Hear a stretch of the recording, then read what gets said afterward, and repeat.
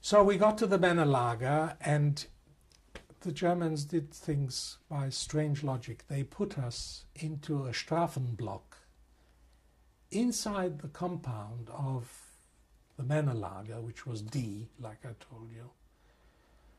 There was a compound of blocks 9, 11 and 13. 9 and 11 was where the Sonderkommando lived, and 13 was the Strafenblock. Prisoners, it was like a jail inside a jail. And they put these boys, these 96 or 100 boys, you know, the Birkenau boys, into this Strafenblock. As soon as I heard that it's a Strafenblock and I saw that this was a Strafentransport, I thought to myself, I've got to get out of here. And the washing up facilities for these 3 blocks were in the middle, in the Sonderkommando block. And the next morning, I concluded straight away, I've got to get out of here. We were washing, and there's a man washing next to me, and I said, can you take me out of this Strafenblock? So he says, what's wrong? So I said, I just don't feel well about it. I think we're in the wrong place. So he said, okay, I'll see to it. We'll stop here.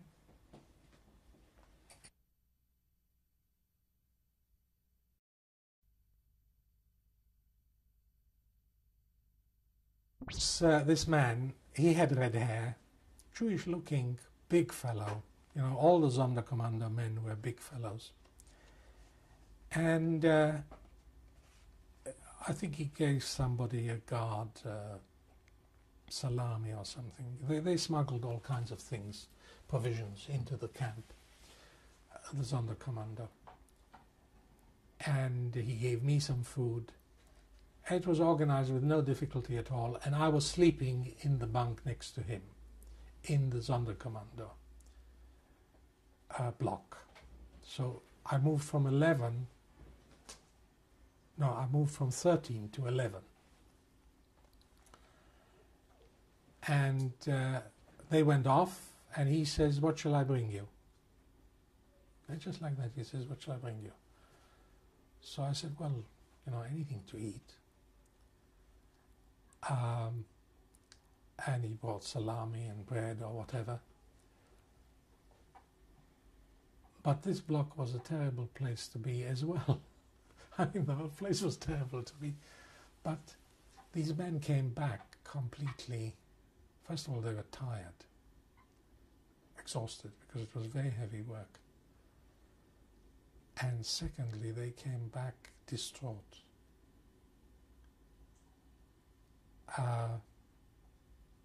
Did they tell you about their work? Yes, yes.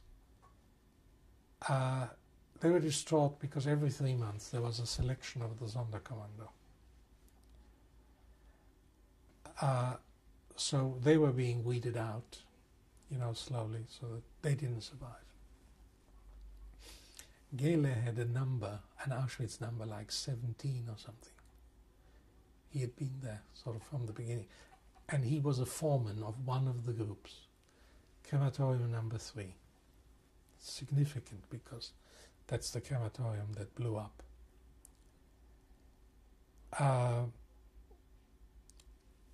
And the men would cry. The men would literally cry. They were so, you know, exhaustion and yet they sort of behaved callously because, you know, all this. How did they treat you? Very, very well, very well. It was like doing something for this boy was something special because this was a child in their midst, you know. You being the boy? Yes. There were several of us like that. They didn't just take me out. There were several boys like that. I was there about 2 or 3 days, and every night Galen would bring me something. He bought me a pair of wonderful skiing boots. I had them throughout the time, which some child had taken off, and he smuggled them back into the camp. Wonderful boots. My shoes that I had from home were already completely worn out, and they were pinching me. He did a lot for me. I mean, he fed me for a start, and then boots was the next important thing. I mean, I still had my clothes, but they were all small on me because I was going as well. And, you know, I told you about this lecture on homosexuality. And nothing went on, but a couple of nights later, Galen tells me, "Your mother's dead." I spoke to her. Now, there were something like 4,000 people, you know, to be gassed. The old that were left, no, perhaps less, perhaps 2,000, because the men and the women went off. But it was a multitude. And I didn't believe him. And I asked myself, why is he telling me this? I mean, I know she's dead. You know, I don't need a sort of actual statement that he met her.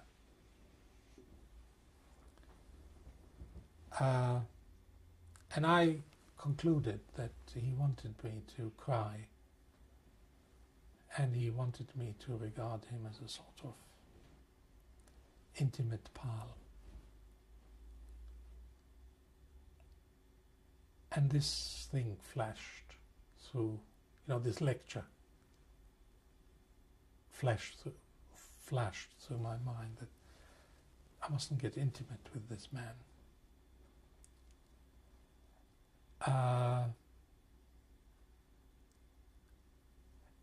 And next morning, before he left, they sort of left at daybreak, and they worked long into the night, not an 8-hour day or something. And they worked shifts anyway, so they had overlapping shifts.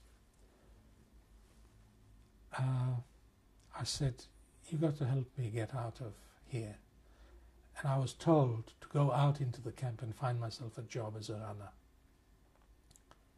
Who told you? I told him, Galen. They called him Galen. Galen means redhead or redneck. He looked like a redneck. So he says, "No problem, I'll speak to the guard on the gate." And he goes to the gate and he says, "Here, let him slip out. He needs to go in the rest of the camp and find himself a job." I still had the band which said Läufer Krankenbau. So he said, as you go round, if anyone asks you where you're from, you say you're Läufer Krankenbau. So there was no problem. He was a friend. It was the same in Auschwitz. So you told Galen about the arms that you saw? Yes, and he told me all kinds of things as well. And then I heard... What did he tell you? What sort of things? Well, no, later, I'll tell you later. No, he didn't tell me. He didn't really tell me secrets. For example, he once told me, do you know how we save fuel?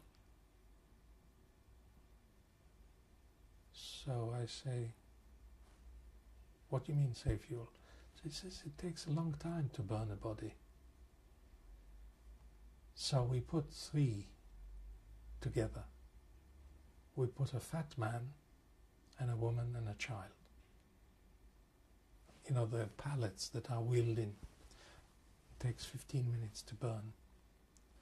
Then it's red hot, so you can't actually load the next pallet. And they had he was describing that they had 12 of these crematorium ovens. They had to load them in sequence. And they saved fuel by burning human fat, because the people who came. And he said the worst thing is when we're burning bodies of people who die, because they are so thin that the bones won't burn. When we switch off, the bones are left. The kinds of stories. He was relieving his own trauma and his own fears. But he would trade, you know, vodka for salami or clothes. There was a sort of interchange of goods going on all the time.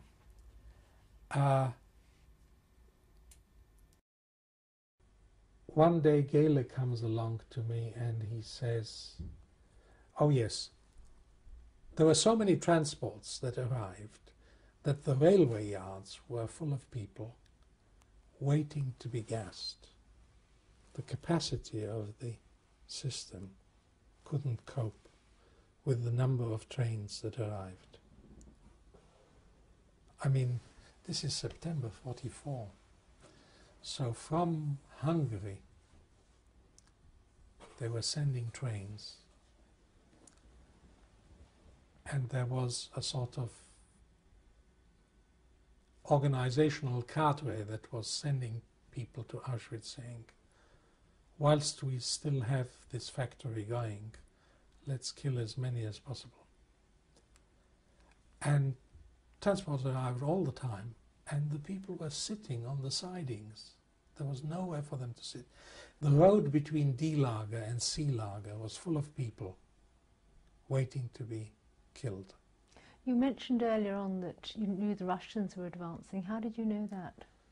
Through this Polish civil workers and through this trade, we got the news because we were talking to people, and the SS were talking about it even. I mean, not to me, but, you know, I was with these men of the Kleiderkammer and they were informed prisoners because they had the run of the camp. Through the work of the Kleiderkammer, the clothing department.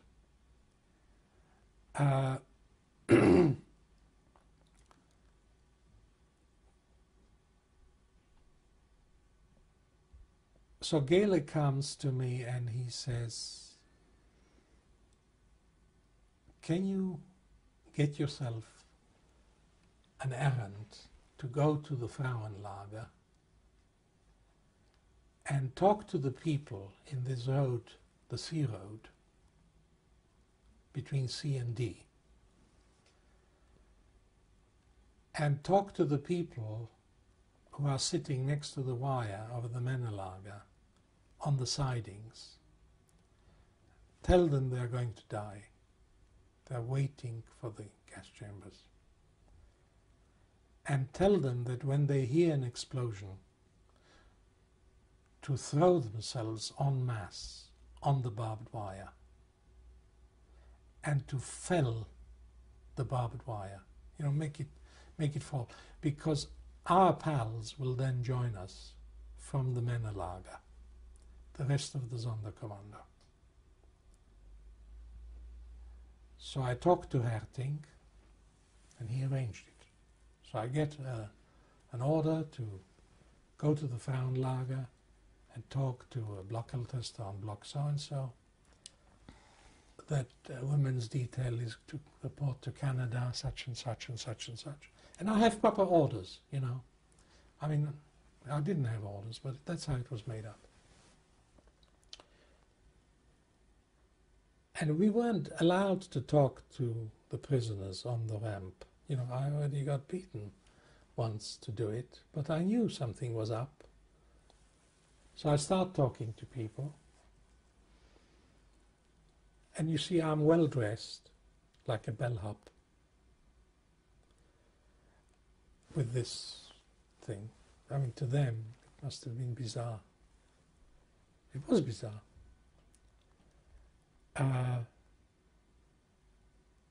And many of the Hungarian Jews were in kaftans, you know, sort of. They were already camped out there for days, waiting, really literally waiting to be gassed. So a few young men take me to a rabbi. He questions me. So he asks, Yiddish, you see, he asks, why are you talking Yiddish like German, Teich? Dein Yiddish is Teich, Favus, you know. Why is your Yiddish like German? So I said, look, I come from Moravia, and I learned Yiddish from Jewish people who came from yeshivot in Poland, and that's the Yiddish I know. So he says to the people around him, this is a spitzel. This is a jeune provocateur. You know, he's trying to tell us something to do which will cost us our lives. And he's a German boy, he's not a Jewish boy. That's the topsy-turvy world of Auschwitz, you see. And I go on and I talk to some more people. Of course, they don't believe you. If I tell you, you're going to walk out of here and the car is going to come and knock you down and you're going to die, you know, outside the front door, you'll never believe me. That's the same in Auschwitz. Doesn't matter how much you tell them, they won't believe you. Because it is actually an unbelievable story. I often think today, you know, is this the reality or was that the reality? Because it's so unreal to talk about it. Anyway, next morning there's an explosion, and within 20 minutes the Germans have got it under control. And all that happened was they had some petrol bombs that they somehow smuggled into the compound, and they filled the building with natural gas, and that's what exploded. It's the, you know, the natural gas was used for burning bodies. So people talk about all kinds of bomb making and so on. That's just imagination. Anyway, that's the last I saw of Galen. So what happened to him? He escaped. Well, in 20 minutes, these 300 men were all gunned down. And then the other Sonderkommando men had to burn them.